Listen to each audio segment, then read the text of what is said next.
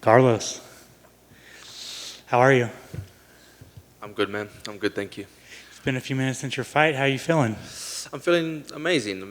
Got the finish real quickly, and that was first part of the job done. We've still got the boys next weekend to complete that mission, and then we go home successfully. Are you staying in Vegas? I'm staying in Vegas. I have to, Well, I want to.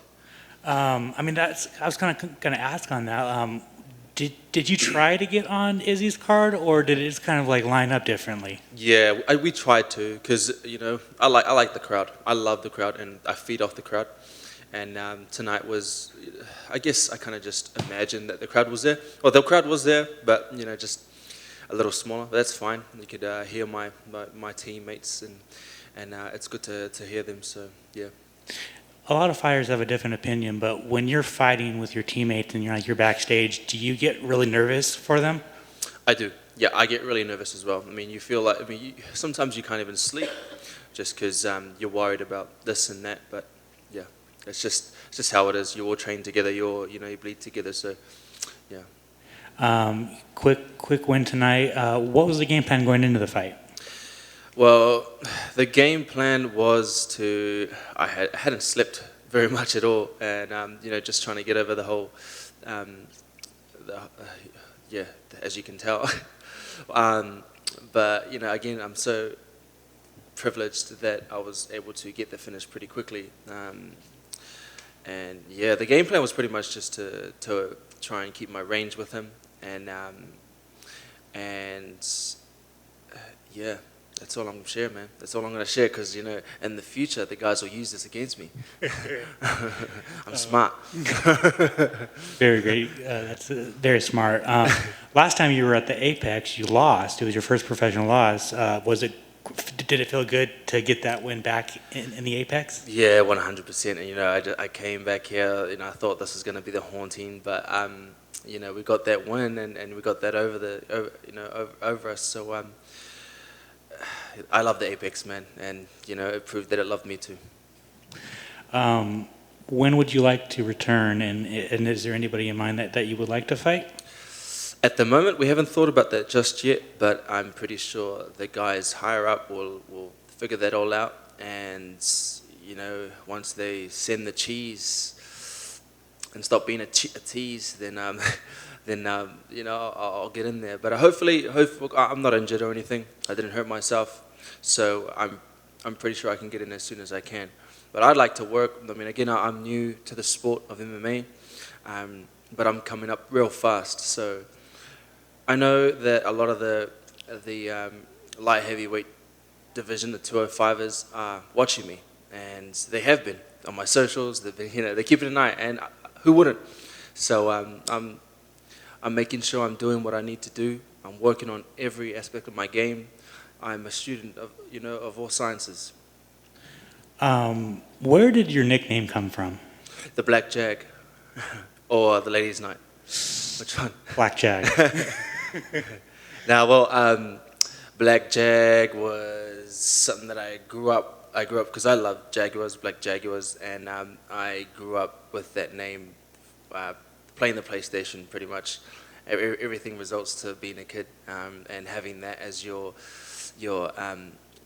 I guess your alter ego.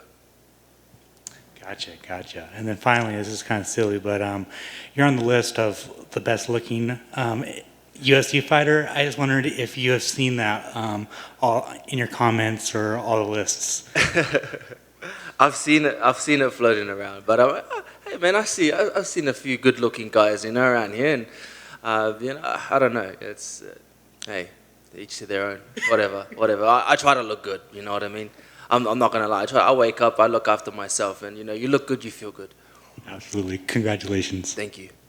Well, now I'm curious how the other nickname came about. Ladies' Night. Are you curious? Yes. I used to do ladies' nights in Australia. I used to travel around Australia and New Zealand doing ladies' nights and strip, pretty much. And yeah, that's how I got my name, ladies. Oh well, actually, and then a guy, one of the announcers back home, local, he had heard of that and he gave me that name. Shout out to Danny Hennessy. So yeah. You know, there was another exotic dancer on the card today. I'm not sure if you're aware. No. Vanessa Demopoulos. Oh, okay. So she's previously talked about how that's helped her in her fight. Have you found that there's been any? Well, it was more of because like I was a rugby player and I needed a bit of extra money, and I found that this was more than extra money. This was I was traveling. They put me on billboards and all that sort of thing, and it was pretty much similar to the down under that they have here. So I was doing that, partying, getting paid, and I was loving it. I was young until I found that I was getting good at fighting, so I gave that up pretty quickly. Yeah, she said she also gave it up pretty quickly. I know you don't want to reveal your game plan, but did the fight kind of go the way that you had anticipated it going, or was it completely different? Well, yeah, it was completely different. Like I thought that it would go longer. So I was hoping to work on a lot of my other sciences or my other like wrestling, a bit of wrestling. I wanted to get that out of the way so that I know that I've done a bit of wrestling in the cage, in the octagon. And I wanted to work on that, but in terms of the game plan, I had so many other different things that I wanted to work on as well. Everything was a plan. I had 8 weeks to work on it.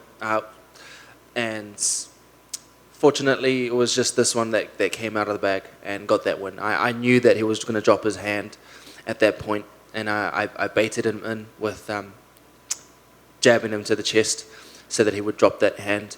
And then I hit him pretty softly with that hook that stunned him a bit. And I was quite surprised that I actually stunned him. So I just went for that finish. So, but I was curious. I was still a bit wary of whether it was he was kind of faking it, or I was like, okay, maybe I should, maybe I shouldn't. But then I seen him go down a bit faster than I initiated. So yeah. Thank you. Thank you. Going back to your nickname, not the ladies' nut. Not the ladies' I feel nut. like the questions could get really below the belt really quickly. Let's go back to the black jag. You know, a lot of fighters and a lot of martial artists, when they do certain styles, emulate those things, whether it be crane style or all this other stuff. But when you see the black jaguar, it's an apex predator. Yep. So do you ever visualize yourself when you're going in there as an apex predator and that these are your prey that you're going against? I do. And when I get in the cage, that's me going into my alter ego. I'm down prowling at my opponent, and then when I'm going forward, when the ref's saying go, get ready to go, whatever, then that's me going into that motion, and then turning into my alter ego. When does it turn off? Does it turn off in between rounds, or is it not until the bell rings at the very, very end and it's all said and done that the alter ego that you I guess I'm still in my alter ego right now. Yeah. Until I get home and I'm with my family, then that's me. I mean, it's different. I like that because it kind of changes things. You're yourself when you're at home. You're loving, with my family, my kids. So yeah, it's. You kind of have to have that being in a big organization like the UFC, just so that you can work towards something greater anyway. Definitely, and you, like you said, and last question for me. I know you said that you're new to the MMA. Where do you feel that you've found the biggest growth in your game? Is it the striking? Is it just the mentality? Where do you feel that you find the biggest growth that you've came since you've went over? Yeah, nice. Definitely. I'm strong in my wrestling, and if someone were to take me there, then I know that I can work with that. And yeah, the mental side of thing is another big thing that I feel that I've grown massively. So just like I say this, and it's just like you go to a new school, and the more times you turn up to school, the more friends you make, the more confident you get, the more you start to bring yourself out as a person. So you haven't really seen the true inner me just yet, because I can't be. I don't have the ground to pretty much put myself out there just yet. I haven't proven it just yet, but I'm starting to. And when I do, nothing's gonna change in me and my personality, but you'll just see a little more in the way that I'll shine. I was going to say that's, looking at your record, you would think that, okay, this guy's a striker, clearly a striker, because nobody's giving you the opportunity to prove your wrestling. Is that something that you hope it does because you want to get your first submission here at some point? Is that what you're aiming for? That's what I've been visualizing the submission this whole time. So this camp I did hope for the submission, but that's fine. I mean, it's just so that people know that it's there, and that's something that I was working on this camp too, and I'll continue to work on continuously throughout the rest of my camps coming up, because I feel that you can never be good at just one thing. I want to be good all around. Awesome.